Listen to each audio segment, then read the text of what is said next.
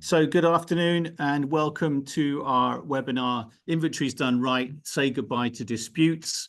I'm certain that we've got the depth of knowledge on our panel this afternoon to give you a really good insight into inventory and arbitration processes, and hopefully you'll learn from that expertise. On our panel is Nick Lyons, founder and CEO of inventory provider No Letting Go, and also of software company Kaptur. Susie Hirschman is the department lead in the mydeposits resolution department, and Nicole Hazel is the customer success manager at Kaptur, the software provider. So we're going to hear from all of those three, and then we've had some questions submitted ahead of time, but there'll also be Q&A if we get time at the end as well. Nick, I'm going to start off with you. You've been a sort of industry leader for over 15 years running No Letting Go. What problems does No Letting Go solve for agents and landlords? Well, of course, as many of you know, that obviously when deposit protection came in 2007, it was sort of new legislation. So the whole world of lettings sort of changed, and of course the emphasis went from in terms of cash and deposits, it went from being controlled by the landlord to ultimately being controlled by the tenant through the legislation of deposit protection. And of course, the essence around that was all about evidence.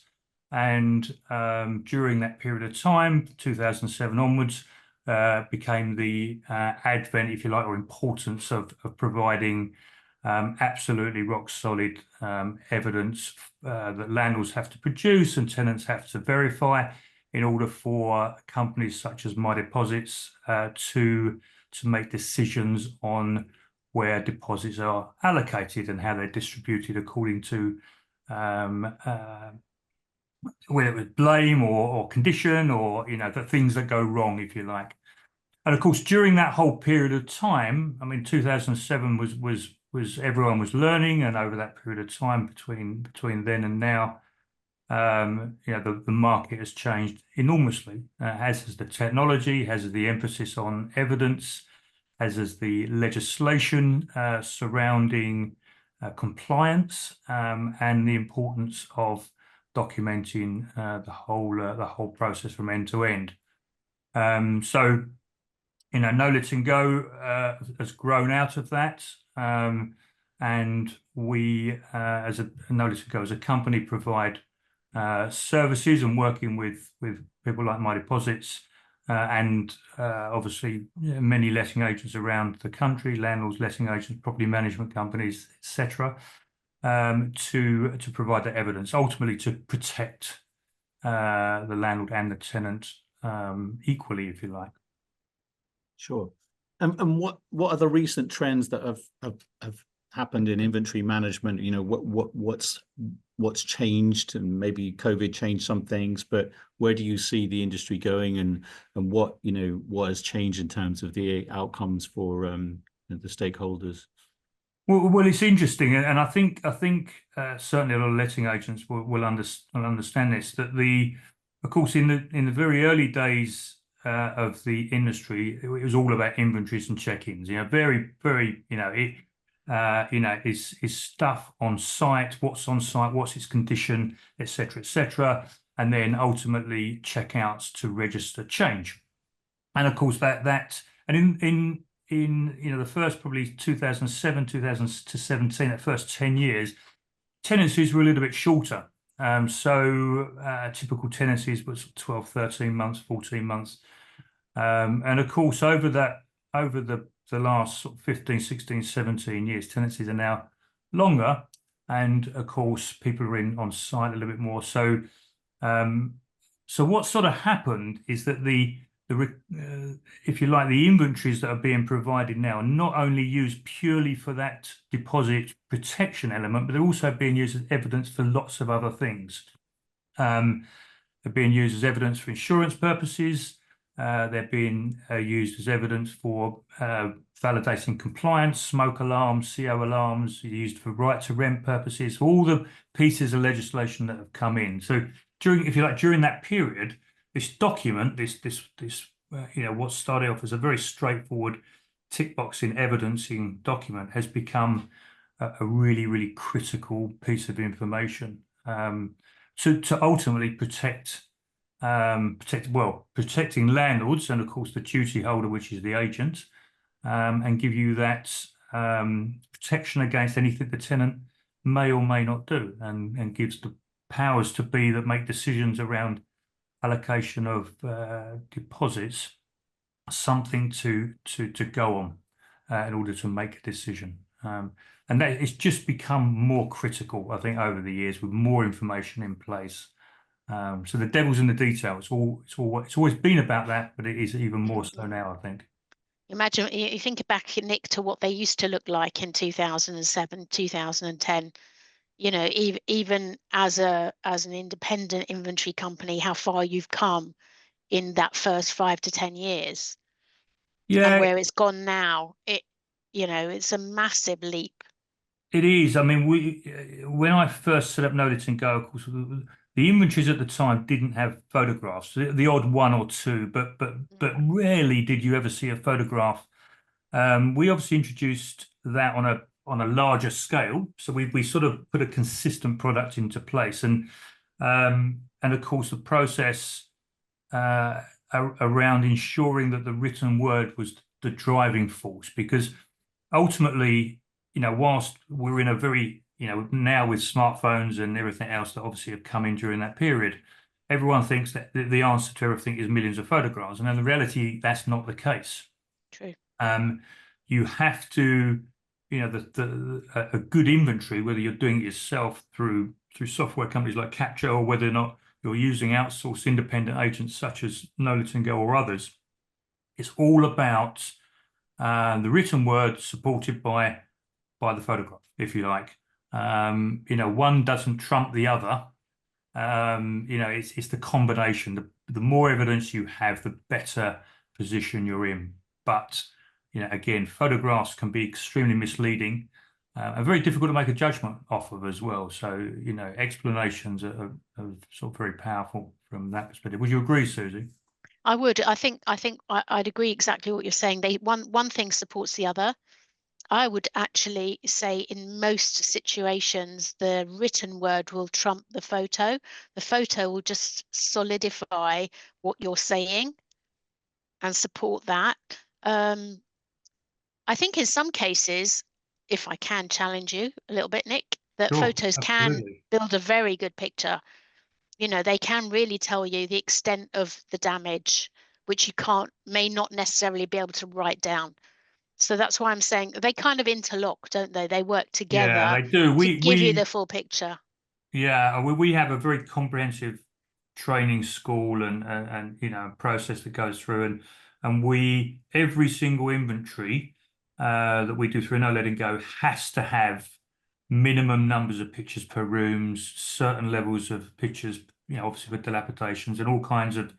There has to be a photograph evidence, but tied to the written word. That's just how we train it. And in fact, I'm sure Nicole will say that in the software side, anyone that uses the software side and does it themselves, it's all about that same combination. The process doesn't change. It's just about who does it, and how much expertise you got. But I agree. It is the combination. Great. And so with those lengthening tenancies, Nick, you've seen an emphasis on property visits. Do agents always do these? And what are the pitfalls of not doing them? What goes wrong? Well, it's interesting because we as a company, we're doing something like 120,000 visits a year, and I would say in the last 4 or 5 years, I've seen the midterm side of the market just increase and increase and increase, and to be fair, when tenancies are short and people are moving out within sort of 12, 13, 14 months because there's the new property that they've seen, and there's not much difference in price and there's a quite easy transition, that works. You know, people just move over and people, you know, it's almost I haven't got time to do a midterm sort of thing. People are moving out. But of course, that's not the case now. You know, when I first got in the business, everyone was doing midterms every 2 or 3 months. Quarterly was quite standard.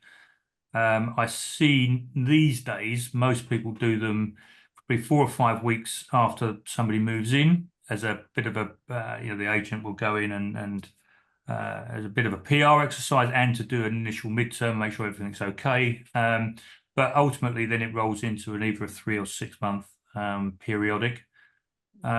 But what we're finding, and obviously working with mydeposits, and you know, is that additional evidence on a quarterly or half-yearly basis becomes absolutely critical, because if there's underlying trends of issues coming up, then it goes to support particularly the landlord's argument. Clearly, things like the classic one that happens certainly coming up to this time of year is the issue with damp and mold and mildew and the like. And of course, if there's an issue, a lot of mildew, for example, is caused by lack of ventilation. You know, so people tend to block up ventilation when it gets cold. You know, everything gets drying on the radiators, etc., and creates moisture. Moisture then creates mildew, and that becomes a problem. Everyone thinks their house is riddled with damp, which it's not in that particular case, but it could well be in other scenarios. So it's critical that if that's spotted at a midterm, and then the agent or the landlord will then sort of send a note to the tenant, a letter and evidence to say, we've seen signs of this, it's been picked up on a property visit, and then that's logged and audited, it's put in place. Then if there's an issue at the end of the tenancy, or it all blows up into a, you know, you haven't looked after us, this house is riddled with moisture, etc., and you've got some evidence to prove otherwise, or at least prove that you've tried in all cases to help and solve this problem, then it falls very much in favour of you. You can't force a situation, but you know, as a property manager, you have a responsibility to try and solve these problems. And midterms gives you the eyes and ears, whether you're doing it yourself or whether you're doing it using a professional company. It becomes your eyes and ears. Very, very powerful document. You know, and of course, subletting, excessive, you know, misuse of the property, all kinds of stuff will get picked up and gives the agent the opportunity to advise the landlord of potential problems. You know, it's better to know a problem's coming up than have it happen afterwards. I think sometimes landlords and maybe even agents think that we're talking here about the limit of a deposit amount, but sometimes issues go far beyond that. So, Susie, how are those dealt with? And Nick, I know you've got an example to share with us, but Susie, what happens when my dilapidations are thousands and thousands of pounds way beyond the deposit that I'm holding? How do you deal with that? So we have 2 ways of dealing with these things. So if it involves rent arrears, for example, and it's pure rent arrears, then mydeposits generally won't handle it, because we come at it from it's the tenant's money, but actually if the tenant isn't entitled to that money right from the off, then it's not something we are going to look at. If it is damage, and there is an element of rent arrears in a claim, then we might look at the rent arrears. We might recommend the landlord goes to court for the rent arrears, because the courts will generally award rent arrears as long as you've got good statements, and we will deal with the damage element. We would generally, if it's way above a deposit amount and we know that there are limits of 5 weeks to a deposit, then we're going to say you might be better off just taking the whole lot to court. So I think that's where the majority comes in. I just wanted to add to what Nick said about the midterms as well. So it's really important that, you know, whoever does the midterms is the eyes and ears for what's going on in that property. You know, you've already both mentioned that tenancies are extending. You know, they're becoming longer and longer. The renters' right bill is going to take away Section 21. That's going to mean that there's no fixed end. So those midterm reports are becoming more and more important. So when I go out and train people, I say, don't skimp on them. Make sure they are well detailed. Record anything you see at any point. And if someone is not the landlord and doing them, then that, then it needs to be professional.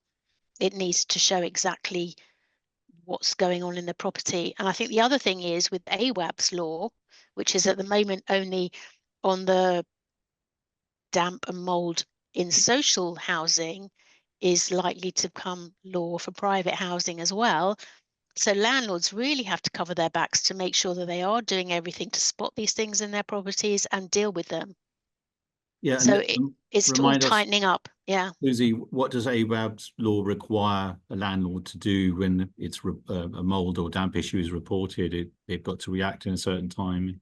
They have. I mean, I'm not an expert on it, but I do know that they cannot negate any liability whatsoever. They have to sort it out. They are responsible, and they can't get away with what they've been getting away with in the private sector and the social housing sector before it came into law. Yeah. So you, Susie, will consider the midterm reports as part of the evidence when it comes to a dispute resolution as well? 100%. I think what's so interesting when I do talk to people is that they underestimate the value of them. And that might be Nick's experience as well. I just think until now they have not been important to people. It's very true. I mean, it's one of the, if you look at it purely from a commercial point of view, typically speaking, inventories and checkouts were always charged out and midterms were charged in-house. So therefore, there's a commercial implication on it, but there was also a contractual requirement to get them done. Most tenancy agreements will have a contractual requirement in them to say that we will do periodic. I think they used to state how often, but I think that people have taken that out now, and it just says have to do periodic midterms. But irrespective of the commercial or contractual reasons, the actual the importance of them, it can't be underestimated. And as Ola said, I'll show you a really good example on a property of my own, actually, where I very recently that I had quite a major issue, which was caused primarily because of no midterm by the agent that I happened to use, which you could argue is a little bit embarrassing since I run an inventory company. But it's very embarrassing, I think. It is, I know. But the thing is, the point is it can be made. It can happen to anyone. And I use a letting agent, and in this particular scenario, in fact, I'll show you. I've got sharing capabilities here. So in this particular scenario, I've got a property, and it was rented to a tenant for 3 years. Midterms were going on over a sort of 2-year period, and all of that was fine. In the past 12 months, the agent was calling up the tenant, couldn't get access for whatever reason, on holiday, all the usual sort of excuses. It hadn't been particularly highlighted to me as the landlord, but they couldn't get into the midterms. And eventually, I had a call from the fire brigade, actually, well, sort of via the estate manager, because it's a flat on an estate, via the estate manager to say that could I get over to the apartment? The fire brigade have had to break into your apartment because you have water coming out of your apartment into the flat below. Okay, fair enough. There must have been a leak. Of course, when they went in, this is what they found. That was the surprise that they found quite an extensive marijuana factory. Now, of course, what was interesting, and on top of that, I've got this was one of the rooms. So the scenario for me, and how, of course, how I found out was that they'd had these extensive tanks put into the bathroom with automated feeders. We'd spoken to the fire brigade, and they'd said, well, actually, usually we get called out because these things catch light. The electrics go. There's so much, and they bypass electricity. All the stuff you sort of hear about. And what happened, of course, is that the pumps had stopped working. They'd overflowed, poured into the flat below, and subsequently we found out. So we'd gone into that, and then thus starts the whole process of what do we do? Ironically, we called the tenant. The tenant's answered the phone, et cetera, et cetera. He's in France, and he said, I've sublet it. Obviously, subletting is a breach of tenancy anyway, certainly of this tenancy. And we explained the situation. He's like, oh my God, et cetera, et cetera. Now, of course, I don't know whether or not he's part of this whole process. And to be fair, the police haven't got the resource to deal with it. So they're not overly interested, to be honest. So now I'm in a situation where I've got to get the flat cleared, back onto the market, et cetera, et cetera. And then the bill's going to be round about 15 grand is what that bill is. And I had to wait a week before, because the police obviously sealed the property. Had to wait a week to get access to the property. And then, of course, once I got access, I end up with all the police do is rip out all the plants. So I'm ended up with an apartment, a flat that's just full of earth buckets and all that sort of stuff. So then I'm in this scenario of having to clear it, and get it all up. And I've got flooded tanks, I've got insurance to deal with the flats below. But fundamentally, getting back to the core point here, this is all because because the money was coming in regularly, the agent didn't think it was an issue, didn't go in and do a midterm, so we didn't know there was a problem, and subsequently we couldn't do anything about it until there became a problem. And that's quite an extreme example. It's more common now than ever before. It's really common. It's really common. Yeah. I assume, Nick, if you're making an insurance claim or however you might get compensation, that your ingoing inventory is still going to be key evidence here. Well, it's interesting because so we've got obviously because it's in a block, we've got the insurance company for the estate, which will look at the flooding issue. So part of the claim will be against the property against that insurance company. Obviously, we've got the deposit protection side, obviously, that we've got. So and then we've got some other insurance that we've put in place to put, which is like a bit like a contents of insurance, but not that. And all of them require evidence. All of them want some evidence. Fortunately, I've got a very good inventory, obviously. Going in, we've got went in, did a checkout with all of the evidence is in place. So our evidence is robust. We've got all of the midterms that we did up to the point of a year ago, which again is supporting evidence in place.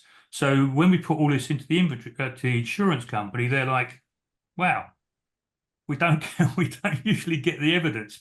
And of course, I'm saying, "Well, that you have very strong evidence there, and it's very difficult for them to argue against a claim on it." It's become a very useful, unexpected tool from that point of view. And in the history of No Letting Go, we've had scenarios before where people have made claims against carpets that have been torn and they've tripped over and tried to claim against that, and we've evidence to show through the inventory to show that actually that wasn't like that in the first place, and this must have happened after the move-in, and if you haven't, and we've got no records of you reporting it, and therefore if you don't report it, we can't do anything about it. Yeah, this is directly to the landlord, actually. So it's all devil's in the details. It's all about the evidence, etc., etc. It might sound a bit, oh, you know, I've just got to get it done, or people rush it through and it's not that detailed, etc. But I tell you, when it goes wrong, it becomes such an important piece of information. Really, Yeah, very be Great. grateful you did it. Yeah. yeah. Thanks, Nick. Susie, maybe you could tell us a little bit about the dispute resolution process and how that works, and also what are the most common things that come across your desk and how could they have been avoided. I have got some questions that have been submitted ahead of time, so I'll hit you with those as you go along, if that's all right. Yeah, that's okay. I think when it comes to inventories, what we are looking for, if I can start there, because they are the key pieces of evidence. Unless we're talking about something contractual where the tenancy agreement becomes really important, we are talking about inventories. We're talking about those midterm inspections. And going back to Nick's scenario with the marijuana situation, you know, it's always a red flag when a tenant suddenly refuses access. It's one of those red flags that, you know, that every landlord should be aware of, especially when it's more than once. But for inventories, we've already discussed the written word is really important. Supporting photographs, really important. Making sure you've got elements of and the format you use. So, you know, we're here talking about no letting go and capture, but we see a myriad of inventories and they're very different. So the check-in report can look quite different to the check-out report. Sometimes the format that people use is different. Sometimes the terminology they use is different. And the other day, Susie, I was given an inventory that was basically about 8 to 10 4 or 5 minute videos, one in each room. Is that evidence you Okay. can work with, or is it just, and there was commentary with it, but it was just that evidence going in? Well, I think we've all seen handheld videos before. And, you know, we don't want to see those for too long if we don't have to. But an adjudicator will have a look at everything that comes. I mean, they won't discard it because it's just a video. We wouldn't just discard an inventory because it's just photos. We had, I wish I'd I wish I'd known I could share some photos now. We had a case on mydeposits recently where there was just a photographic inventory and on checkout, and it was a basic flat. It wasn't in particularly good condition at the beginning, but you couldn't even see the walls at the end. You could not. It was that, I mean, the tenant was a hoarder, and the rooms were, I mean, you couldn't even walk in them. How someone can live in that, I'm not sure. But at the end of the day, the tenant had to be evicted, and like Nick, you know, the landlord was left with everything to get rid of. Inventories like that, you know, you're still going to have a check-in report. You're still going to have just photos from the beginning to show that the place was empty and there was absolutely nothing in it. So you've got it's that comparison that you need to make. And the better the quality of evidence and the more detail you have, the more accurate your decision is going to make. Your decision is going to be. And I think when I go out and I talk to people, I always talk about negotiation, because actually adjudicators don't really want your cases. I mean, they want a job, but they don't really want your cases. We've got plenty. So if you can avoid any one of them coming to us, negotiate your way out of it, you've got your check-in, you've got your check-out, you've got your midterm inspections. Have a conversation about them. Show the tenant what they should have done. I think it's always really good to encourage your landlords to do an end of tenancy inspection before the end of the tenancy. You know, use the documents you've got. Let them know what you're looking at and what they should do if they want to avoid any loss of deposit or claim at the end. Talk to them, because talking works. You know, get them to understand what's happening. I mean, it's really interesting, Susie, because you know, I'm going to ask Nicole in a minute actually, because so obviously the software systems that have come in over the years give a lot of enormous amount of tools to do very efficient inventories, checkouts, check-ins, but also a whole range of other reports. With most of our clients, we no let and go is the outsourcing element, and capture is the in-house, and we have a combined. So clients will use capture for some of their stuff, and they'll use no let and go for other parts of it. And you talk a lot about what we call pre-checkouts. So where the property manager goes around, when the checkout, when the notice period has been put in place months ago, and we would always recommend, no let and go. We always send a video and some information about how to prepare for a checkout and what to look for, and just because you're leaving a TV, it's for the next tenant, that's not actually, you're still going to get charged to get it removed, et cetera, et cetera. So all of that stuff is put in place, but actually going around and talking to the exiting tenant a month before is a really useful exercise in itself, because ultimately you want to be in a position where the negotiation's really straightforward. Having a signed inventory moving in and then a proper checkout done at the end independently, or yourself, but obviously independently holds a bit of weight because you take the emotion out of it. You've got an independent party doing that, and you can say, okay, now I can negotiate. I wasn't the person. We had an independent party came in, and this is what they found. It's fact on fact. The wall was white, now it's blue. Now, as far as the inventories, the checkout's concerned, that's a change, and therefore it's potentially a liable charge. May well be the landlord has made the decision to have that painted, had it done professionally. The inventory company wouldn't know that, but their job is to register change. But also, if you make that negotiation period, slick, with all the evidence in place that you have, then it minimises your void. You get people in. You have a property that's in good condition. At exits, you don't any unforeseen problems. You're just prepared, forewarned, and prepared in advance. It just is worth its weight in gold, and that's sort of where that whole capture, that combined capture and no let and go thing works exceptionally well.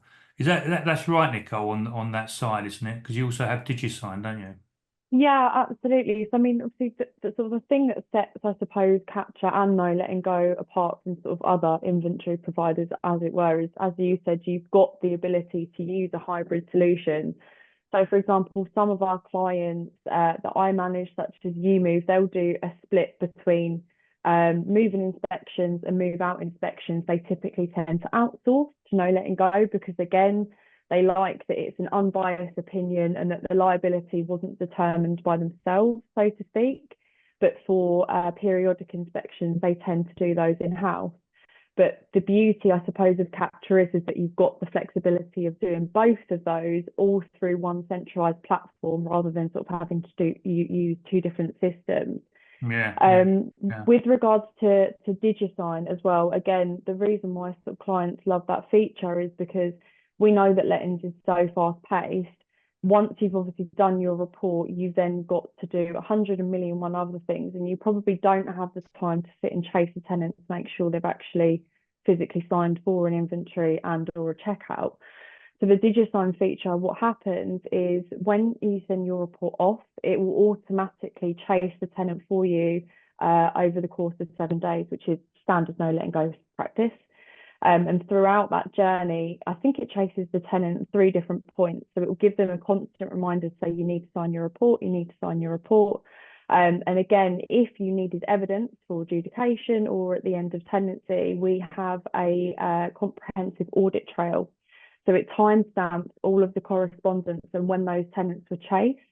So if ever you get a tenant that turns around and says, you didn't send me my inventory, you didn't send me my checkout, you've got all of that evidence there for you in the audit trail, which again, it just protects yourself. And that, of course, is most important. And the fact that it's date and time stamped, there's nowhere to go because the proof is all there. So, Sorry. I'm going to ask you the question you're going to answer already. So, Susie, is there a difference between independently prepared evidence and one that's done by the landlord or agent? And also, what happens if a report hasn't been signed and the tenant says, I never saw the ingoing inventory? Is it still valid? So I'm going to ask Nicole a question, and I'm going to answer your questions. So Nicole, where are the reports stored? I think So the reports are all stored within Capture. within Capture. So tenants have Centrally stored and sent to the tenant and to the and sent landlord. to the tenant. So their time and date stamp, regardless of their digital signature. Yeah. Yeah. So what happens is what happens, and this is because No Let Go use Capture as well, is that on the day of the report being taken, as soon as a photograph is taken, it's date and time stamped to that particular point. And then obviously the inventory, let's say, is produced on the 1st of November, for argument's sake. And that is, it's like having an MOT done on that particular day. What's happened then is that that's then sent to the tenant if it's not signed by the tenant on the day, but let's assume that's not the case. Yeah. Sent to the tenant on whichever, we typically do it as 7 days, as Nicole mentioned, but it could be 3, 5, 7, 10. It's up to the agent really. And they said, okay, you've got 7 days in which to raise any particular issues that you've got, or subsequently sign it. But actually, by the 7th day, if you haven't signed it, then we're deemed it as being accepted, and the audit trail will evidence that. Yeah, So no, that's the principle behind it. That's fine. And if the tenant doesn't, I mean, you send it by, I'm assuming it goes on an attachment email or something. Yeah. They can lose it or not see it. If they then 6 months later want to see their inventory for whatever reason, can they just access it, or do they need to let you know?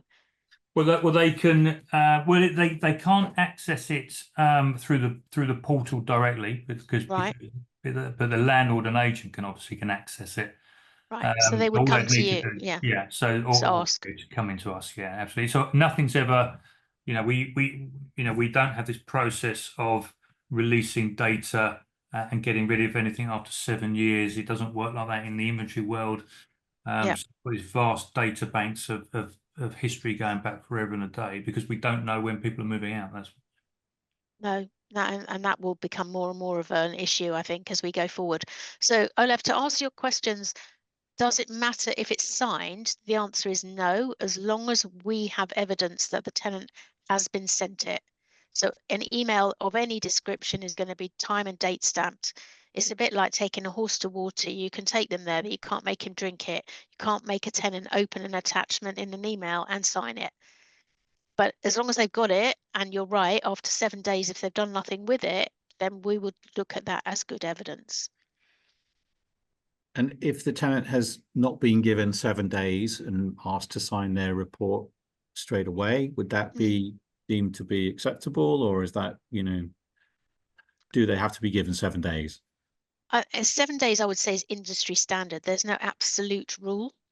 We used to see a lot more of tenants given 2 days, 3 days, which really was seen to be unfair, more because they've literally just moved in. They haven't tested everything. They haven't looked at everything. They need to be given a week to live in the property to find things, which is more than reasonable. And then it depends what they're reporting as to how we would look at it as if it came to, a discussion at the end. I mean, what tends to happen at inventory level, of course, is if you have this 7-day period, they have the ability to post photographs within the system, and we'll review it accordingly. So that's sort of part of, and this all came That's about, nice. yeah, and this all came about because obviously the tenant fee ban came in 2015. So this was a way of, and those prior to that, checkouts were generally charged to the tenant and inventories to the landlord. And of course, then obviously the law didn't allow letting agents to do that. So that's why we introduced DigiSign as a service that was all incorporated to make it easier for sort of landlords and letting agents and property managers to still offer the check-in service and not put themselves at risk, but not have the issue of the cost of an accompanied check-in, if you like, on that side. Okay. Susie, I have a question submitted. I have tenants who've been in their flats for several years and look after them well. Should I do an update inventory? I think if they're looking after it well and they're allowing you access whenever you want to do your midterms, just keep on doing the midterms. There's no need to do a new inventory. Yeah, I agree. It's unnecessary. I think the midterm is, there is this concept that I should go in. A lot of people think that a midterm you should go in and do a condition report. A midterm is not a judgment on how well somebody lives in your property. As long as they're taking care to look after it structurally, for example, if they've got bikes in the corridor, that will be flagged as excessive to fair wear and tear, and they shouldn't keep them in there. But so people who've got, they don't wash up regularly enough, you can't raise that as an issue at a midterm. No. But I think exactly what Susie's saying, that if you're doing regular midterms, it's definitely more cost effective for you, and certainly it would be more than enough evidence. The other thing I would also recommend is if you make any changes during the tenancy, for example, you put new carpets in, or you repaint something, or whatever the case is, document that on the midterm. Because or obviously certainly keep the receipts, etc., because if there is a dispute at the end, because the inventory will be taken based on what it was like when it moved in, and of course if certain things have changed, then that also needs to be evidence. If somebody burns a carpet that you put in brand new only a year ago, even though the tenant's been there 6 years, the inventory won't necessarily pick up on that. But you could do a supplementary inventory if you wanted to, if it was enough value for that. I'd certainly recommend that. I'm just going to caveat that, Olaf. If you're talking about an HMO, something with 3 or 4 or 5 tenants in it, and tenants are coming and going, you may choose to do another inventory at that point. What very often happens is the incoming tenant signs something to say they accept whatever that was done at the beginning. And if you cover yourselves that way, that's fine. But if you don't, then a landlord may want to carry out something fresh. I see a question that's come up: how do you deal with inventory reports for communal areas in HMOs? And and the question here is, can you charge all housemates equally if no one accepts responsibility? It's a really interesting question. We do a lot of work in the HMO market, both on compliance testing, fire door testing, and that type of thing, and doing reports on that side, and also for single room inventories, which obviously, as far as HMOs are concerned, people are coming and going all the time. So these are like small sort of condition report type inventories. The communal area is always an issue, because of course we will most landlords will ask us to do an inventory of the communal areas, and what they tend to do is to get people to sign that is the condition of moving in. The problem is, because they're not on a single tenancy, multiple tenants on a single tenancy, you can't charge for communal areas. You can't draw down on the deposit. That's true, Susie, isn't it? It depends where we're talking. So if we're talking about cleaning a kitchen, then it will be joint. We will take it from the one deposit if it's a joint tenancy for cleaning, because the landlord is entitled to that cleaning costs. Where it becomes difficult, even on communal. So there was always the challenge with HMOs, is that 4 people move into a property. One leaves after a year, the other 3 are there for another year, and then somebody else leaves and moves in. Where does it become an issue? Well, I mean, HMO rules slightly different, but you think about a student property, you've got 4 or 5 students living in a property, they are jointly and severally liable for keeping that property. Yeah. They're on a single tenancy, Susie, right? So they're on a single tenancy. If you have a traditional HMO with individual tenancies, no, then it's down to the landlord to cover those costs. Yeah, right. And I think that's why typically you get the cost the yield, if you like, the cost of return against on HMOs is higher because there's a much higher risk of having the responsibility to look after communal areas. I think that's deemed as the landlord's responsibility to look after. They have. There are HMO rules, aren't there? I mean, the gardens, the communal areas, in a block of flats, whatever, they are never the tenant's responsibility. And sometimes what we find is that we get claims, well, it could only have been that tenant because they lived on the top floor, and well, then someone on the ground floor is not going to go and do the damage on the top floor, but it's not for us to say. Yeah. So, Nicole, if I decide I want to do reports myself, what do you offer? What should I be looking for in a software system that I might use to do my own reports? Sure. So I think ultimately with Capture, again, clients have access to the library that No Letting Go use, and that gives you best practices. You have access to lots of different templates, obviously your standard practice, anything from an inventory, periodic inspection to move out inspection, but obviously some of our franchisees also do Legionella assessments, fire door safety inspections. I think the beauty of Capture is that it gives you guidance as to how to do a report and what our best practices are. I think something that I commonly get asked as well is, what would you recommend? What should I be documenting? How much is too many photographs? And again, we give you that guidance and the tools to obviously decide what it is that you want to document. Not that you have to go into an extreme level of detail if you don't want to, but again, it's there as guidance to make sure that you have got as much evidence as you could possibly need. Great, thanks. And what's the sort of onboarding process for that? Is it fairly accessible? Do I have to be? I know it captures a sort of professional tool, but if I'm a landlord with an occasional property, is it still viable for me to use it? Yeah, absolutely.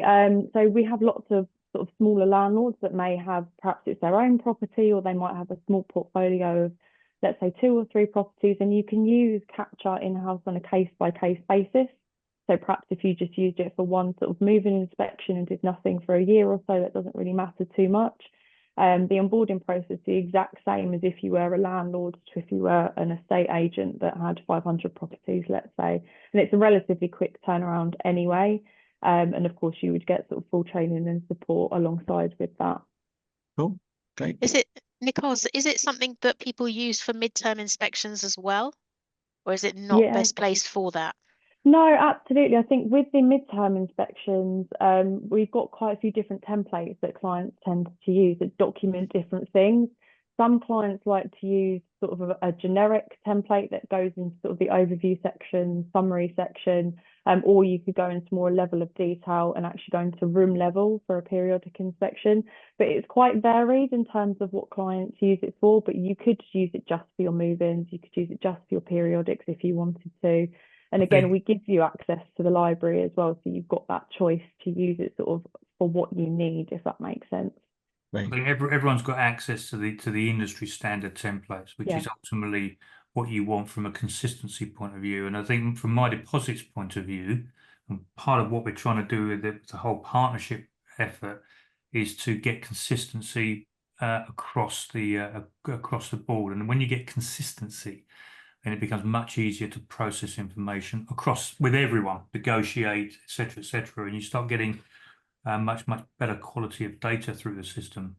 What we're trying to do here, and the reason that we've sort of pulled the partnership together is to get that consistency into the market and try and get away, get away from this sort of premise of using sort of bits of paper or random pictures or whatever the case is. If we have an approach where whether you do it yourself or or you have in-house teams or whether you do it externally, it doesn't really matter. Here you've got the ability to choose and use the same sort of formatting structure. But additionally, as well, of course, is that the things like Legionella risk assessments that companies do, or fire door testing now, of course, which is now the law.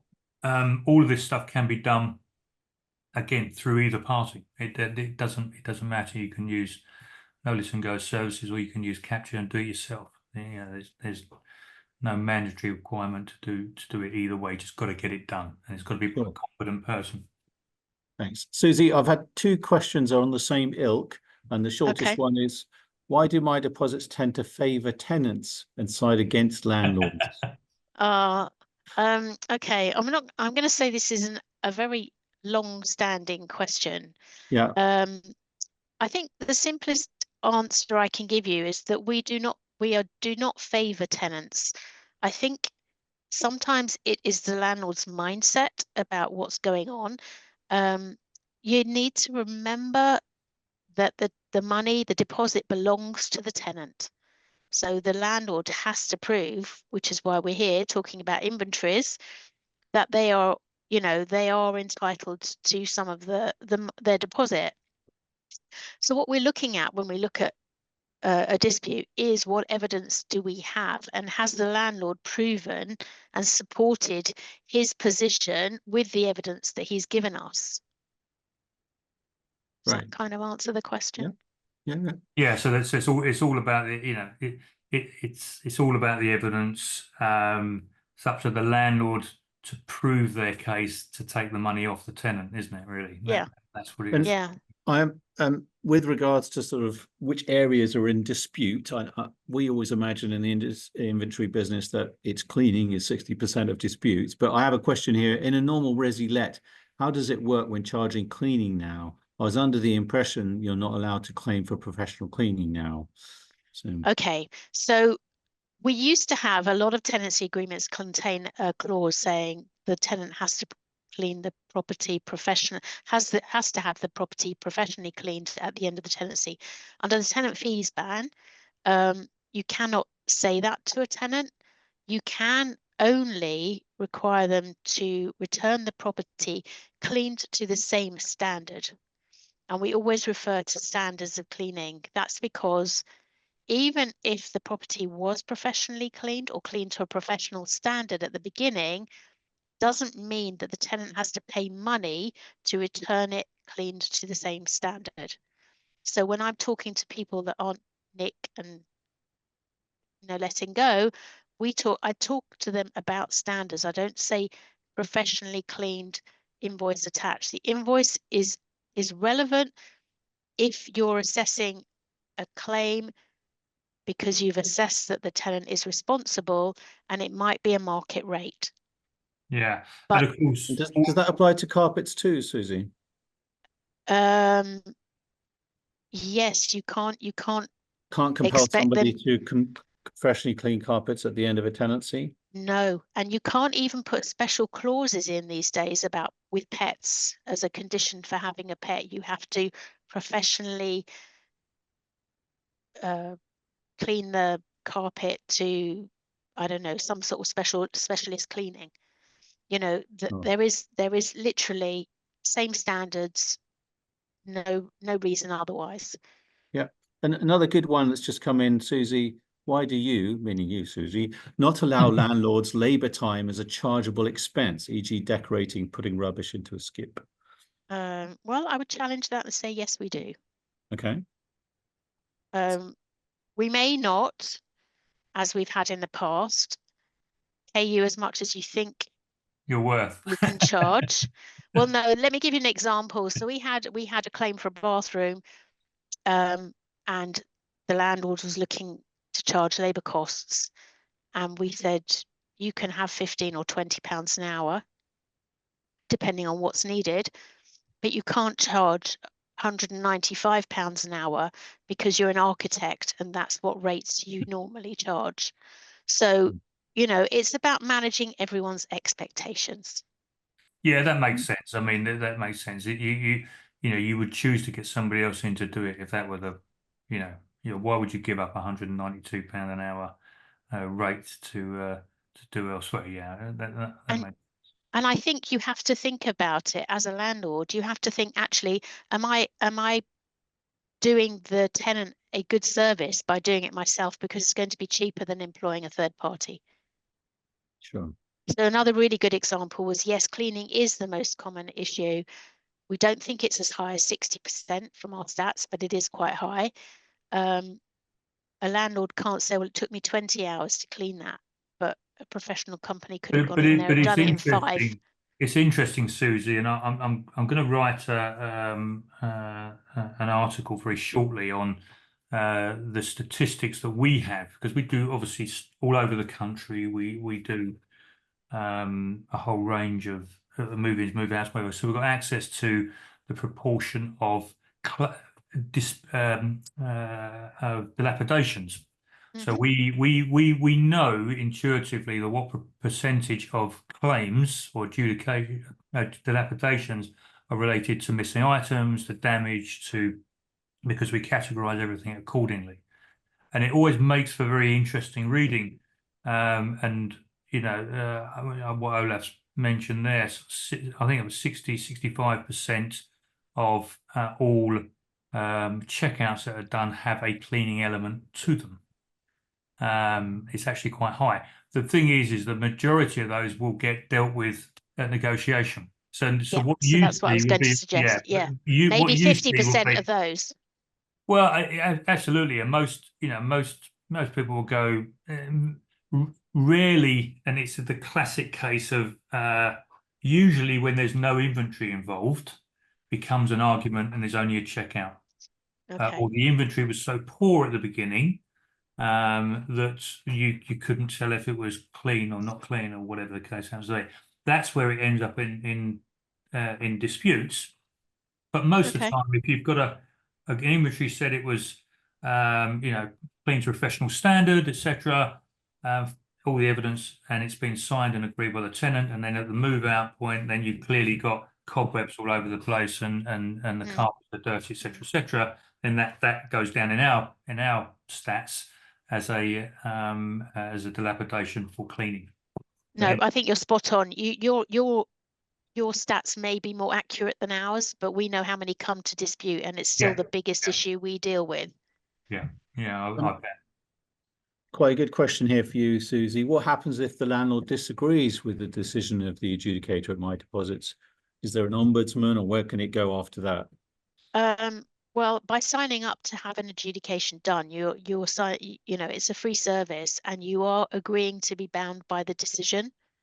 So unfortunately, there's very little you can do. You can, in certain circumstances, complain if you think we've made an error in fact or law, but actually just because you don't like the decision isn't enough for us to sort of overturn it or review it. And a pre-submitted question was really about depreciation, where if it's clearly neglect and damage by a tenant for something that I had new a year ago, why do I have to depreciate it and then get a proportion of the replacement cost? Everything has a natural depreciation. So even if a washing machine is new when you start the tenancy, 3-4 months later you break it, it still would not be new 4 months later.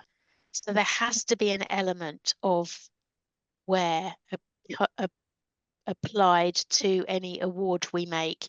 And I appreciate the unfairness, but ultimately it would be unfair on the tenant as well to put the landlord in a better position than he would have been if that damage hadn't occurred.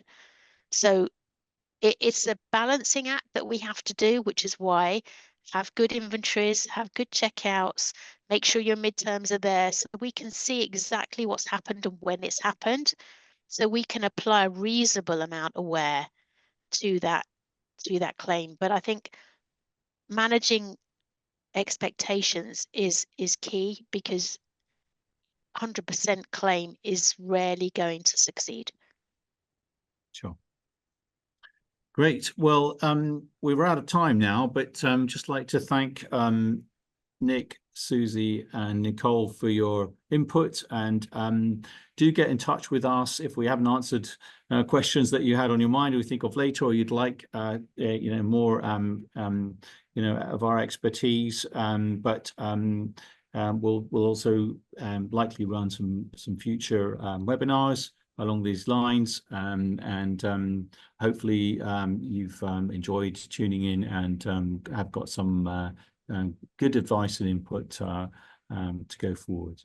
I think Thank you very much. Yeah, thanks as well to everyone. There's some questions that are coming in late. What I presume that we can, because I'd quite like to answer some of them we can put them on a blog, or at least get some of the questions answered. Really interesting, some coming up, stuff about depreciations, lifespans, some adjudication questions as well around liability. So can't answer them all now, but I and probably Susie we can Yeah, answer sure. a few of these and publish them for everyone. I think it'd probably be quite useful. So if anyone's asked a question and hasn't been answered, then leave it with us, and we'll get something out on it to everyone. Thank you, Okay. everybody. Thank Thank you. you. Cheers. Take care. Bye. Bye.